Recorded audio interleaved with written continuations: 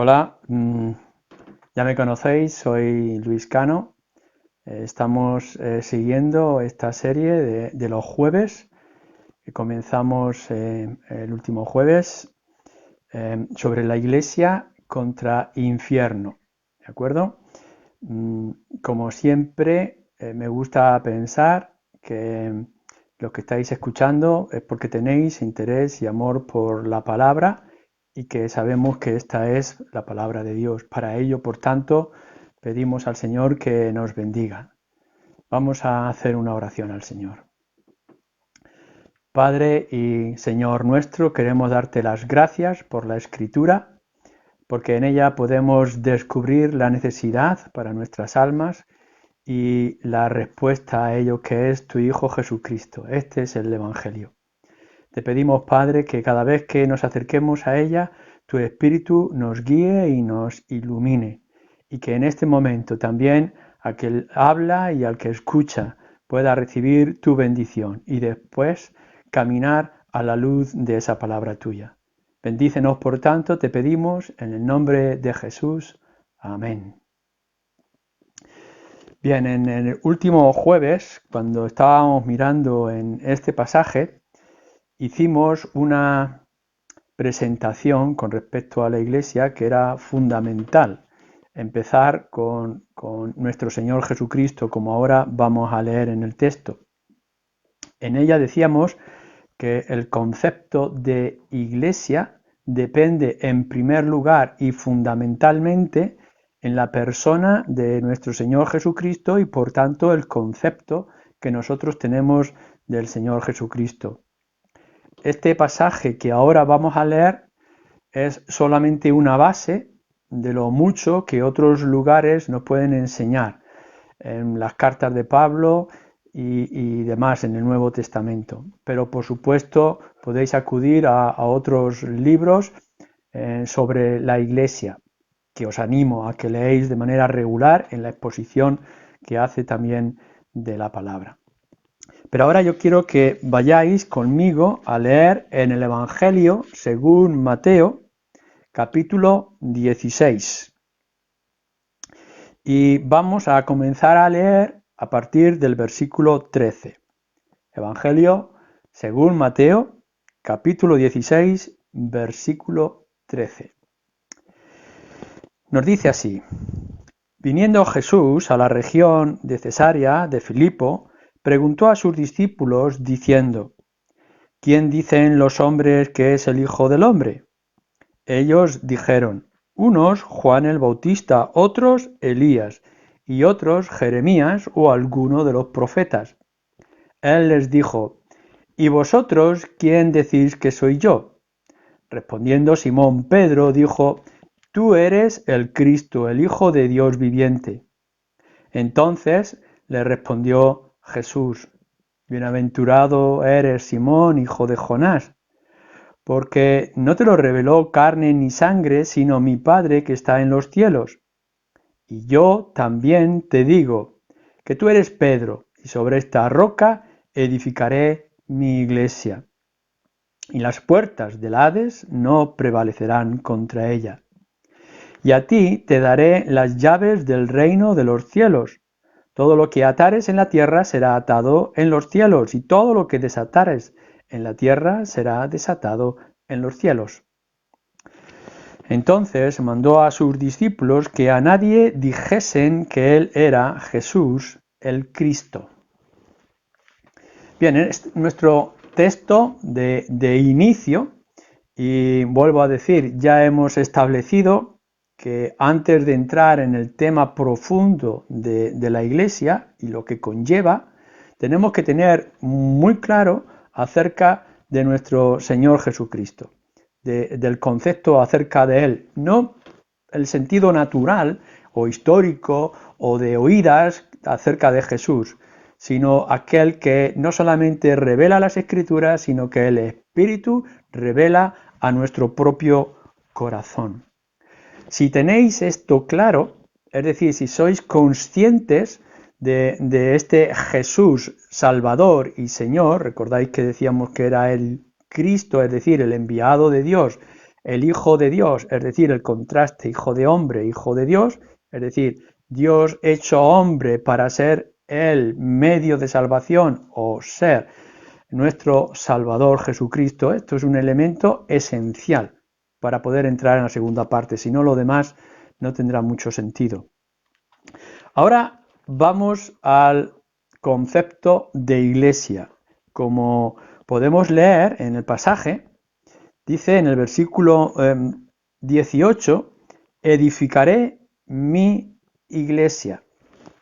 La palabra que tenemos aquí de iglesia o eclesia viene de la idea, literalmente, que podría ser llamado fuera, pero que se utiliza este llamar afuera o llamar para estar fuera, es la implicación de congregarse o de asamblearse, de asamblea.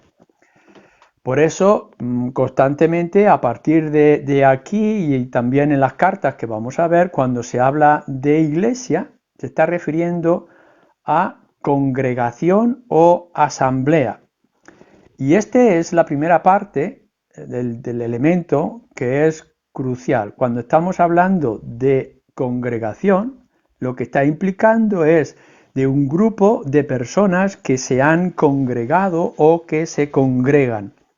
Y cuando estamos hablando de personas, tenemos que decir qué personas son las que hacen congregación, qué personas son las que hacen iglesia. Y entonces hay que ir a los versículos anteriores donde se nos dice que son aquellos que pueden confesar, igual que Pedro, que Jesús es el Cristo, el Hijo de Dios, es decir, Dios hecho hombre que ha venido para salvar a los pecadores. Si tú puedes confesar, no solamente con tu boca, sino también con tu corazón, es decir, si tienes la convicción de que Cristo es el Hijo de Dios que ha venido a salvarte de tus pecados, que ha quitado la condenación, la sentencia de condenación que habría sobre ti, literalmente, ya de manera instantánea, entras a formar parte de esa congregación que dice el Señor Jesucristo que le pertenece. Por tanto, aquí yo hago la primera pregunta, la cuestión a tu propia conciencia. ¿Es Cristo tu Salvador y tu Señor? ¿Eres tú parte de esta iglesia? Mira que no es por otro camino o por otra manera o forma, ya sea de nacimiento o ya sea por cultura, ya sea por educación, ya sea por bautismo, que tú vas a entrar a la congregación. No, la congregación, la iglesia, vas a entrar si tienes esta convicción en tu corazón y en tu mente. A la misma vez que estamos hablando de esta congregación, tenemos dos elementos importantes que a veces se olvidan mucho de la congregación. Y es que por una parte somos santos, pero por otra parte también somos pecadores. Cuando hablamos de santos, que Pablo lo cita muy al comienzo siempre de sus cartas, cuando hablamos de santos son aquellos que han sido apartados y por tanto somos parte de esa congregación. No quiere decir que seamos perfectos, ni buenos, ni sin pecado. Es decir, lo que hablamos de santos son aquellos que han sido llamados, que han recibido, lo miraremos un poco más adelante, pero que a la misma vez esta congregación sigue siendo formada de hombres y mujeres pecadores, porque aun cuando Cristo, con su muerte y resurrección, acaba con el señorío del pecado en nuestras vidas, aún seguimos teniendo el corazón en nuestras vidas. Si alguno de vosotros que esté escuchando este mensaje, por alguna razón, quiere ser parte de nuestra congregación o parte de esta iglesia, como de cualquier otra iglesia bíblica, no puede olvidar que va a congregarse con pecadores como él o como ella, porque no podemos dejar de ser pecadores en este mundo. ¿De acuerdo? Así que esto es muy importante que podamos entenderlo. Estás buscando a los redimidos para congregarte con ellos, pero vas a encontrar con hombres y mujeres que siguen luchando con el pecado. Cuando hablamos, en segunda parte, en esta definición que estamos haciendo, cuando hablamos de congregación, lógicamente estamos hablando que nos congregamos con un propósito concreto o común. Es decir, tenemos un proyecto para nosotros que compartimos con otros en la misma situación. Y esto también es importante porque hemos encontrado mucha gente que viene a iglesias como de paso. Es decir, están de visita, está bien, estudiantes, trabajadores o por cualquier otra razón, que vienen a hacer una visita o que incluso pueden alargarla a lo largo de un tiempo y por tanto juntarse con los cristianos. Pero esto no es iglesia, no es estar de paso. Uno no puede ser parte de la congregación si simplemente es una sombra, es un mero espectador, a cobijarse a la sombra o observar lo que está ocurriendo, aun cuando sea por un periodo de tiempo. La congregación implica, o la iglesia implica, que tienes el mismo propósito con aquellos que se reúnen, igual que tú puedes buscar el ser parte de una asociación, que tenga común música o algún tipo de cultura o de poesía, tienes un propósito común. Nosotros tenemos el propósito común acerca del Evangelio, de Cristo y de todos sus aspectos. Y por tanto, congregarnos con un propósito común y concreto nos va a traer un compromiso. Es decir, aceptamos todas las normas y principios para la convivencia juntos. ¿Podéis ver lo importante que es esta idea de asamblea o de iglesia, tal como lo podemos ver muy claramente en diferentes lugares en el libro de Hechos? Los cristianos que se reúnen para hacer algo y por tanto juntos pueden tomar decisiones que les comprometen en la vida comunitaria y la vida juntos. El siguiente elemento, el punto 3, en esta definición que hacemos de iglesia y que es importante, es que tenemos que obviar o ignorar otras ideas que pueden haber surgido y que surgen muchas veces acerca de la iglesia. La iglesia no es un edificio, por ejemplo, o una catedral, por hermosa y exuberante que pueda presentarse. Aun cuando aquí habla de edificar, es la imagen que va a tomar, como en otros lugares, se nos habla de la iglesia en diferentes imágenes. Por ejemplo, Pablo en Efesios, y también lo podemos ver en otros lugares, nos habla como nosotros la novia y él, el novio, la esposa, que se entrega a sí mismo para hacerla santa y sin mancha. O como el Señor Jesús habla del rebaño de ovejas y él es el pastor, el buen pastor, que da su vida por las ovejas. O cuando Pablo en Corintios nos habla de este edificio que se va construyendo o este cuerpo del cual todos nosotros somos miembros, sin olvidar que en este cuerpo Cristo es la cabeza. Son imágenes, no podemos pensar que la iglesia es un cuerpo físico o no podemos pensar que somos ovejas reales, tampoco estamos hablando en ningún momento que la iglesia sea un edificio, aun cuando muchas veces nosotros mismos podamos referir que vamos a ir a la iglesia a reunirnos, literalmente lo que tendríamos que decir, vamos a ir al lugar de reunión de la iglesia, porque la iglesia somos las personas. Y esto es muy importante en las circunstancias que estamos viviendo, justo en estos momentos por causa de esta pandemia del coronavirus. Estamos aislados en nuestras casas. Bueno, pues aun cuando tú estés solo en tu salón o cuando veas que no puedes salir y congregarte con otros, no has dejado de ser iglesia, porque la iglesia la formamos las personas. Y aun cuando físicamente no podamos estar juntos, aún así seguimos siendo la iglesia del Señor. Los que Él ha congregado y congrega, hace asamblea alrededor de sí mismo.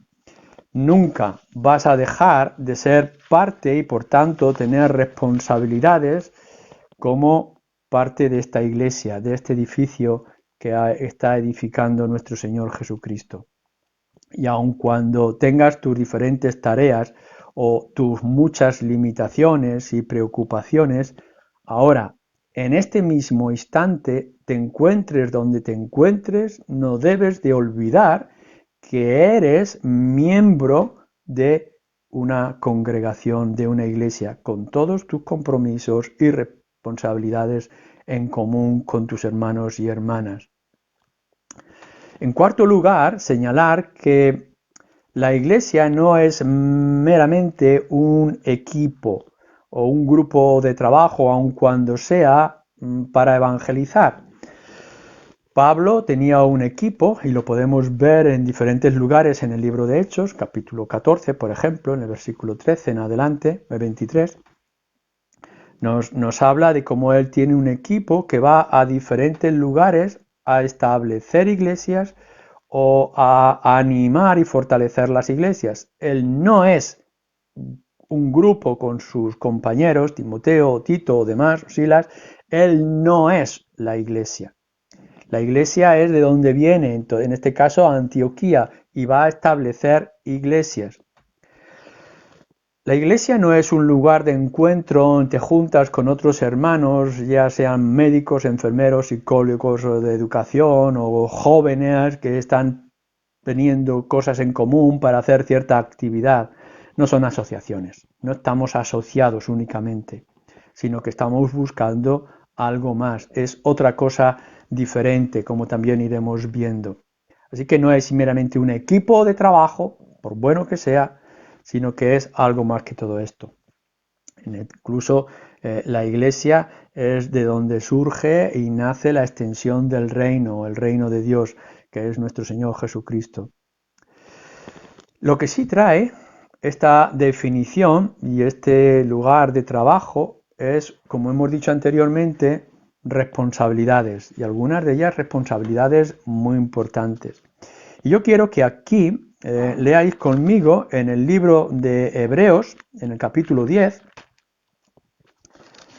hay unos versículos que son muy importantes también para nosotros. Fijaros lo que dice en el capítulo 10 de Hebreos, versículo 23 al 25. Mantengamos firme sin fluctuar la profesión de nuestra fe, de nuestra esperanza, porque fiel es el que prometió. Y considerémonos unos a otros para estimularnos al amor y a las buenas obras, no dejando de congregarnos como algunos tienen por costumbre, sino exhortándonos, y tanto más cuanto veis que aquel día se acerca. Cuando está hablando aquí el autor de Hebreos de mantener nuestra firmeza sin fluctuar, que no obviemos o dejemos a un lado nuestra esperanza, el llamamiento que hemos recibido, que debemos mantenernos fieles a este compromiso adquirido. Fijaros aquí que lo que está diciendo es que nos consideremos mutuamente los unos a los otros, es decir, que tú tengas en cuenta a tu hermano o a tu hermana dentro de lo que es esta parte de la congregación. Y entre otras cosas, nos dice aquí, tenemos que exhortarnos para no dejar de congregarnos, como algunos, dice, tienen por costumbre. Nuestra responsabilidad de exhortarnos o de animarnos o de fortalecernos o de edificarnos, como viene en otros lugares de las Escrituras, es esencial en la vida comunitaria. ¿Veis? Es muy importante tu lugar al lado de tu hermano, para que él pueda exhortarte y tú puedas exhortarles, para mantener firmes nuestra fe o nuestro compromiso, nuestro llamamiento, nuestro propósito, y para que no dejemos de congregarnos o dejar de ser la iglesia a la cual hemos sido llamados. Entonces esto sí nos trae una inmensa responsabilidad. Otra cosa que debes de tener muy en cuenta es que la iglesia no la hace uno solo. Uno solo no hace iglesia. Más adelante en el Evangelio de Mateo, según Mateo, en el capítulo 18, en el versículo 20, nos habla de un tema sobre la disciplina y cómo la decisión tiene que ser tomada de manera comunitaria. La decisión buena o mala, negativa o positiva que pueda surgir dentro del campo de la disciplina, y es la iglesia. O sea, las decisiones no las toma uno solo. Es verdad que cada uno de nosotros somos diferentes y distintos y que formamos una sola unidad, pero no es unificación. cada uno tiene su propia personalidad y sus propios gustos. De la misma forma que tenemos gustos con respecto a la comida o vestidos y que somos muy diferentes los unos a los otros, nuestro propósito es el común, pero nuestra personalidad, nuestro carácter, incluso nuestra conciencia es muy diferente. Por tanto, siempre tienes que recordar en la idea de congregación que eres individuo con otros individuos, que eres distinto pero buscando un proyecto común. Mantener la unidad es esencial dentro de la diversidad, porque uno de los graves peligros que afronta la Iglesia de manera constante es la división.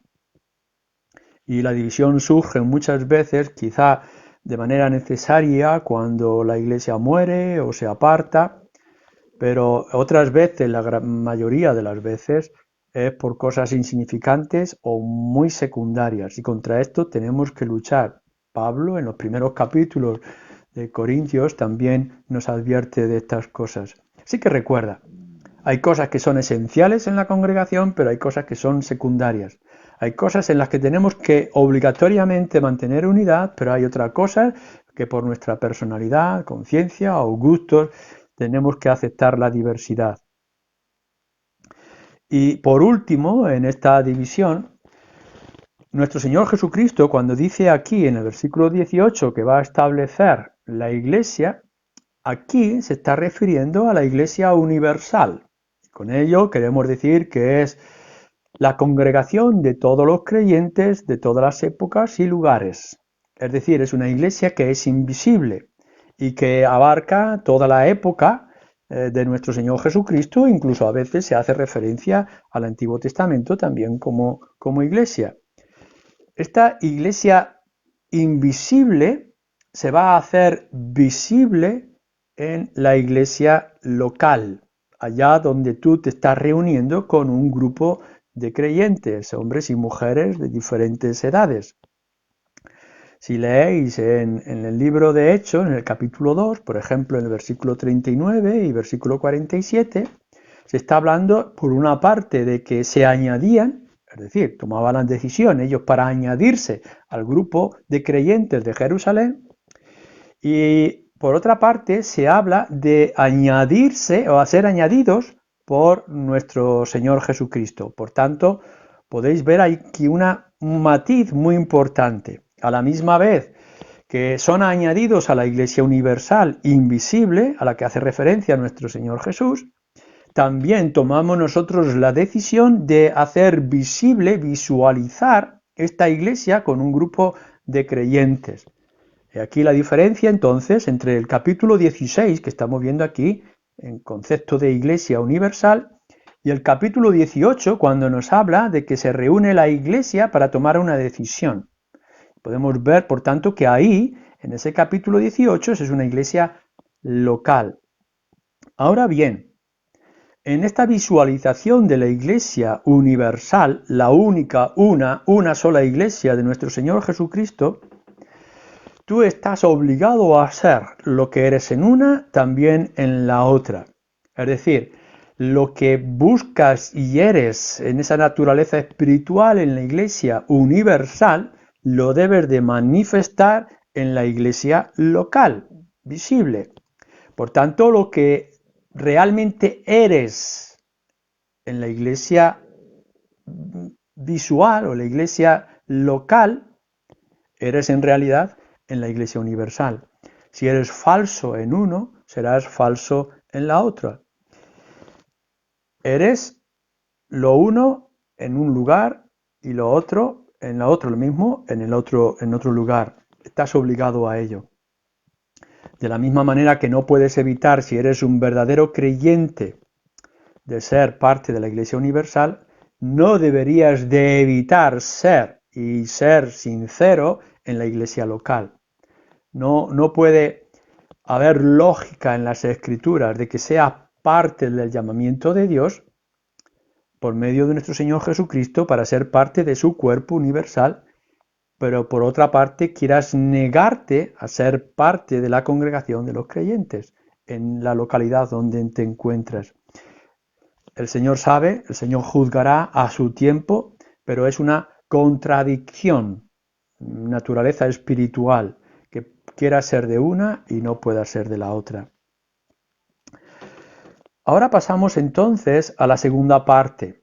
Hemos dicho y hemos definido lo que es este concepto de iglesia. Por tanto, ya tenemos a Cristo, nuestro Señor Jesucristo es la idea fundamental. Él es el Cristo, el Dios hecho hombre, el Hijo de Dios. Por otra parte, hemos visto también lo que es ser iglesia o algunas cosas de las que es ser iglesia. Pero hay otro elemento importante en este versículo, cuando nuestro Señor Jesucristo dice, edificaré mi iglesia. Esto es muy importante, porque aquí Cristo se está haciendo propietario absoluto de la iglesia. ¿Por qué? En primer lugar, porque Él la ha ganado con su propia sangre. Si leéis en el capítulo 20 de Hechos, y otro versículo que también deberíamos de tener en cuenta, en el capítulo 20 del libro de Hechos y en el versículo 28 dice así, podemos leer todos. Por tanto, mirad por vosotros y por todo el rebaño en que el Espíritu Santo os ha puesto por obispos para apacentar la iglesia del Señor, la cual él ganó por su propia sangre. Podemos ver, es en la despedida de Pablo, con los ancianos de Éfeso, y cómo les está diciendo de su propio comportamiento, cómo ellos deben de comportarse, cómo deben de apacentar o de cuidar esa iglesia local donde Dios los ha puesto, y a la misma vez dice que esa iglesia no es suya, no es de los ancianos, no es de los líderes, no le pertenece a hombre alguno, como más tarde señalaremos, sino que le pertenece absolutamente al Señor que entregó su vida. Él la ha ganado con su propia sangre. En otros lugares, como en Efesios, nos habla de que Él la ha redimido, o como dice también, la ha rescatado, la ha comprado literalmente. ¿Qué quiere decir? Bueno, pues que no puede haber en absoluto ninguna otra cabeza o autoridad o dueño que no sea nuestro Señor Jesucristo. Y cuando hablamos de que no hay ninguna otra cabeza o dueño, es que no hay ningún otro representante que sustituya por un periodo de tiempo o circunstancias a nuestro Señor Jesucristo. Nunca Jesús o Cristo ha dejado su autoridad sobre la iglesia. Siempre la ha mantenido y siempre la va a mantener. Y algo que en nuestras circunstancias del país en el que vivimos tenemos que tener muy en cuenta. Obramos y actuamos en esta iglesia local, en todo caso como administradores de la obra que no nos pertenece. Estamos siendo asalariados de la viña, como dice en otro lugar. Estamos cuidando algo que no es nuestro, sino de aquel que nos lo ha dejado. Tenemos una responsabilidad, como hemos visto de los ancianos de Éfeso, de pastorear, de cuidar, o como hemos visto también en el libro de Hebreos, de exhortar también a nuestros hermanos de una manera u otra. Pero la autoridad, el dominio, el control lo tiene nuestro Señor Jesucristo o el Espíritu de Cristo que se mueve, está en medio de nosotros. No tenemos ningún permiso para exprimir o buscar algún tipo de gloria personal en la iglesia, sino que nuestro proyecto, nuestro trabajo, nuestro esfuerzo, nuestra manera de servir es por medio de la iglesia darle a Él, a Cristo, toda la gloria. No nosotros, sino a Él sea toda la gloria. ¿Por qué? Porque la iglesia ha sido, es y serás siempre suya. ¿De acuerdo? Es mi iglesia, dice el Señor Jesucristo. No es que va a ser o que va a ser durante un tiempo, que lo fue en el pasado, sino que de la misma forma que lo está diciendo en ese instante, es por siempre. El cuarto elemento, ya hemos definido lo que es ser iglesia y hemos visto también cómo Cristo es el propietario de esta iglesia. Dejarme que añada algo más. Fijaros bien cómo lo está diciendo. Edificar mi iglesia. Y sobre esta roca ya hablaremos más adelante en otra ocasión sobre Pedro y él, o la roca, lo que pueda significar, pero fijaros aquí dice, edificaré mi iglesia. El verbo es importante. Edificaré está hablando acerca de algo futuro. Ya estaban los discípulos siguiéndolo, ya había ciertas multitudes que le seguían, ya había hombres y mujeres que seguían los pasos del Señor Jesús, pero él está hablando de edificar la iglesia por varias razones. En ese momento es futuro porque era necesaria la muerte del Señor Jesús en la cruz.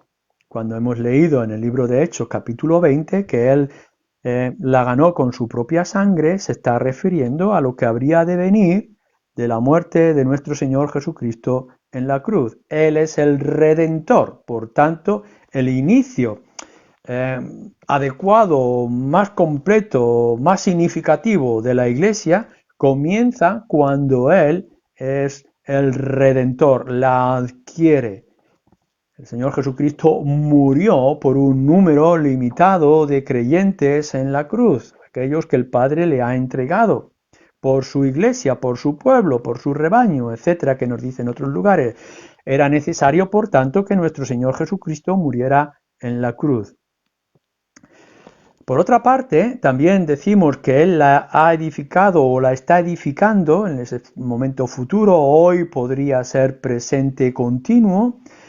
Se refiere a todos aquellos que Él está llamando. Si miráis en el Evangelio según Mateo más atrás, en el capítulo 11, nos dice, por ejemplo, en el versículo 25, pero es una idea que se extiende en los diferentes evangelios, Él dice, venid a mí, todos los que estáis trabajados y cargados, porque yo no os echaré fuera, mi carga, etc. Lo repiten muchas veces.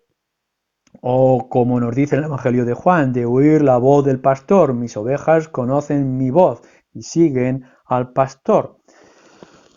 Lo que estamos viendo constantemente, y aquí quiero hacer un paréntesis, es que el Señor Jesús, por medio de su Espíritu, sigue llamando a hombres y mujeres de diferentes lugares para ser parte de la iglesia, para fundar o edificar, fortalecer su iglesia.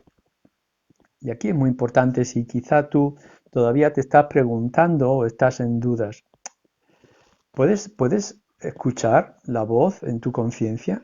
Que por una parte te pueda estar diciendo que eres culpable por causa de esos pecados que hayas confesado o que no hayas confesado, los públicos y los secretos, y que no puedes librarte de esa condenación y de esa culpa si no es por medio de la obra del Señor Jesucristo, que se está requiriendo de ti que haya un arrepentimiento por esos pecados y una confianza o una fe puesta en el Señor Jesucristo. Si ves que esto está haciendo mella en tu mente, en tu corazón, en tu conciencia, es la voz del Espíritu, es la voz de Cristo. Es la voz del que te está llamando a salir fuera del mundo y a formar parte, llamado a ser parte de esta iglesia o congregación que es de nuestro Señor Jesucristo. Así que yo te animo a que te añadas, que te dejes añadir por el Espíritu a la iglesia. Por tanto, el edificar es algo que es futuro, porque lo está refiriendo el Señor Jesucristo a la cruz, y a la misma vez es continuo. Él es el que va añadiendo, como hemos señalado también en el libro de Hechos. El Señor Jesucristo es el que va transformando. Él es el objeto de nuestra fe. Nosotros llegamos a ser hijos de Dios, Evangelio de Juan capítulo 1, versículo 12, por la fe en nuestro Señor Jesucristo. O nos dice en ese mismo Evangelio capítulo 6 que dejaremos de tener sed si creemos en el Señor Jesucristo. O nos dice también en ese capítulo 7, versículo 38, que nosotros seremos fuente de vida si creemos en el Señor Jesucristo. Que pasaremos de muerte a vida, o que seremos hijos de luz si creemos en el Señor Jesucristo.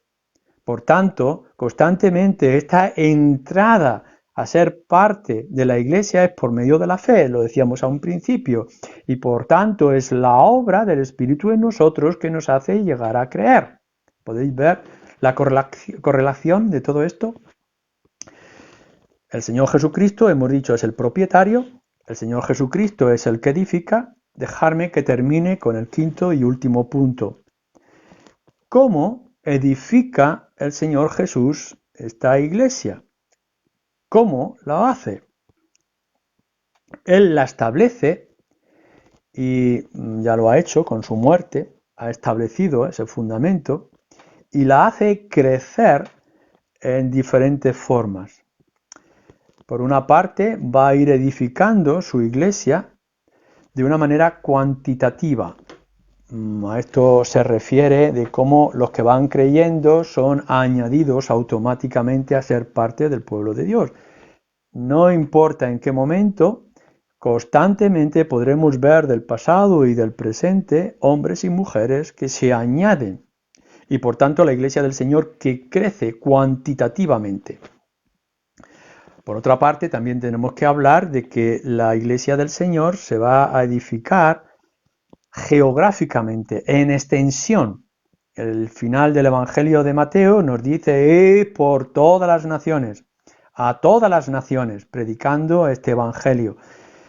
Por tanto, no hay límite de lugar. Y nuestro anhelo y deseo constante no es limitarnos a una iglesia local o a un barrio concreto o a una ciudad, sino que tenemos que mirarlo de manera global, es decir, todavía se están añadiendo, es cuantitativa, es en extensión de número, tenemos que todavía alcanzar muchos que pertenecen o han de pertenecer al rebaño de nuestro Señor, geográficamente y por todas partes, a todos los pueblos, a todas las culturas, predicando el Evangelio, pero también hay un crecimiento espiritual. Es decir, que no hemos alcanzado todo lo que deberíamos de ser y todavía nos queda mucho para avanzar, mucho para crecer en santificación, en espiritualidad, en conocimiento de las Escrituras, en el gozo, en el amor, etcétera, etcétera. Aquí te animo a ti, al que eres creyente, para que no te conformes. Tu llamamiento, tu conversión, ya lo has recibido, pero todavía hay un medio para edificarte individualmente y edificarte como parte de una iglesia local. Y yo pregunto, ¿lo estás haciendo? Aun cuando estás limitado en las circunstancias, tomas tu Biblia, dedicas tiempo a leer y a meditar la palabra del Señor, oras y oras de manera regular, compartes tu fe, te regocijas, aplicas la palabra de Dios en los diferentes aspectos de tu vida personal, individual, familiar o en el trabajo, en la sociedad, etc. Este es el crecimiento. Así que ya hemos visto estos dos elementos. Por una parte, que nuestro Señor Jesucristo es el fundamento importante, elemental, el concepto que tengamos de Cristo como nuestro Redentor, el Cristo, y como el Hijo de Dios hecho hombre que ha venido a buscar lo que se ha perdido. Y por otra parte, el elemento de iglesia, y que esta iglesia, grupo de creyentes redimidos, es lo que el Señor Jesucristo ha tomado para sí, es suyo, somos su pertenencia, somos su congregación, a Él debe de ser toda la gloria. Los que en este momento estáis buscando, este es simplemente el camino, no hay otro mediador que nuestro Señor Jesucristo. Aquellos que ya tenéis a Cristo y sois parte de la Iglesia, tenéis una responsabilidad, la exhortación mutua, el crecimiento espiritual de cada uno de nosotros. En el próximo jueves seguiremos investigando o meditando en este pasaje, en las diferentes ideas que nuestro Señor Jesucristo dejó para todos nosotros. Vamos a terminar con una oración deseando que podáis aplicar, tomar en serio, seguir investigando y leyendo acerca de este tema que es tan importante en el tiempo que estamos viviendo. Oremos.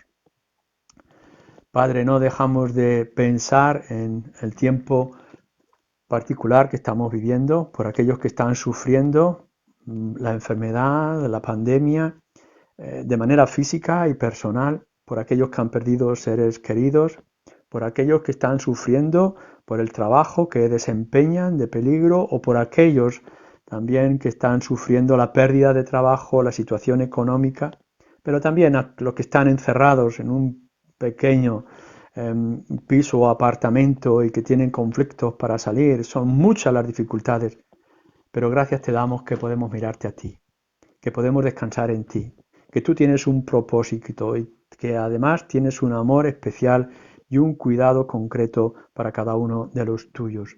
Gracias, Padre, por la salvación de nuestras almas.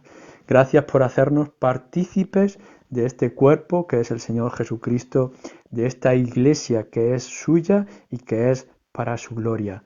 Haznos ser conscientes de esta realidad espiritual y vivirla cada instante de nuestras vidas. En el nombre de tu Hijo Jesús. Amén.